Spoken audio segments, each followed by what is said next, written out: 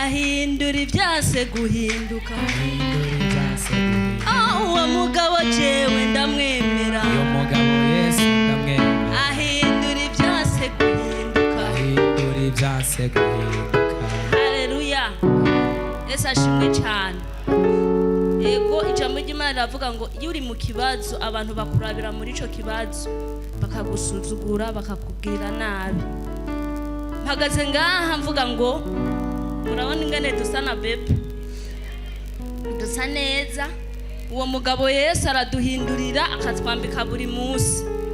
ibyo turabishimira Imana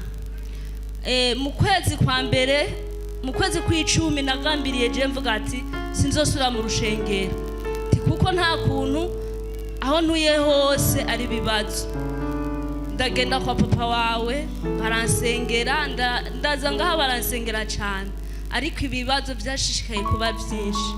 ndafata imigabo ati jewe gire niyahura ariko bene data Yesu aratutse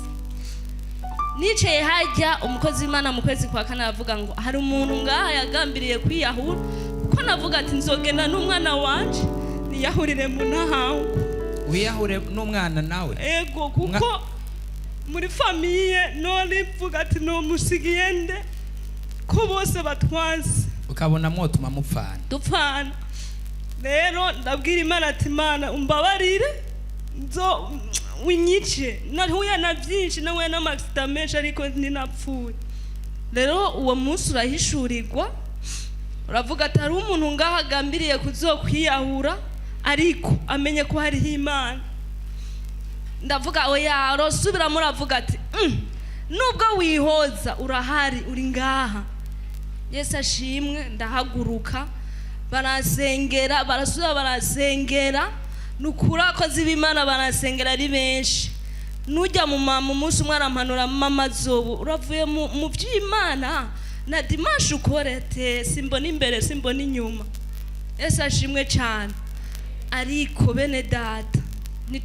nitwite ku byacu ariko twite ku by'Imana kuko Imana iratutse kuva uwo munsi usengera hari dimanche marasengeye n'imbuto izo mbuto ngena mpera kuri protaye hari umumama yamaza guteka umuti mu rupangu uko yinjiye muri urwo rupangu je nagira ibibazo guhera umunsi ndavyuka isaha 8 ndavuga ati Imana ndasaka agasuzuguro k'umumama yama yinjira mu rupangu je nkagira ibibazo basengeye izi mbuto nibiharage n'ibigori ko tuzobishira hose nta muroza azohakandagira guhera igisaha bene data uwo mugore ntaragaruka mu rugo rupangu guhera isaha umwana wanje aratobagurika amaguru atampamvu guhera isaha umwana wanje maze guteragira izo mbuto umwana wanje atangoye kuma ivyo bikomere ntiyasubiye gutoboka rero ndashima Imana ujya munsi usengera Yesu yakoze igitangaza raciye numva telefone umuntu ambwira ngo ndagushize kuri konte ya banki yanje nuzohagararira amafaranga yanje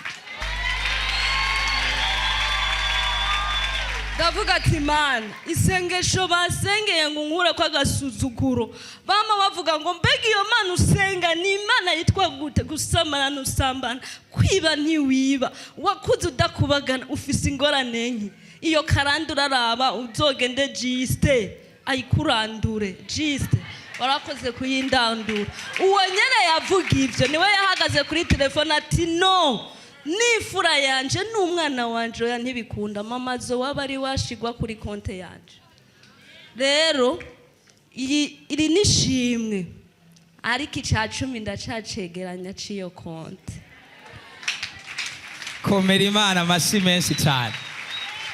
muramwibuka twari mu ikoraniro turiko turaheza hano naravuze ni hari umuntu w'umumama agomba kwiyahura yari yicaye hari yacaraza hano turamusengera urumva ko yari yateguye kwiyahura kandi uyo munsi nyene ariho yari kwiyahura kandi ntiyashaka kwiyahura wenyene yagomba kwiyahurana n'umwana wiwe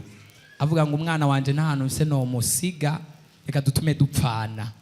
ariko Imana ya repentance ni Imana y'amahigo ya kabiri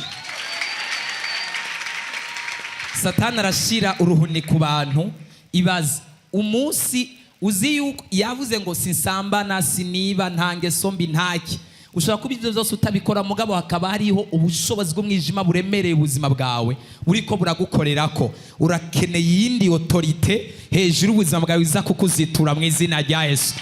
Imana yamuzituye nawe uyu munsi kuziture mu izina rya Yesu. Tera haleluya. Ndumva nezerewe ko Imana yongeye amahirwe abantu babiri bagomba bapfe kandi ari Satana bishe batishwe n'ikindi kintu cyo cyose. Ntago uzopfa gupfa, uzogenda igihe cyawe kigeze mu izina rya Yesu.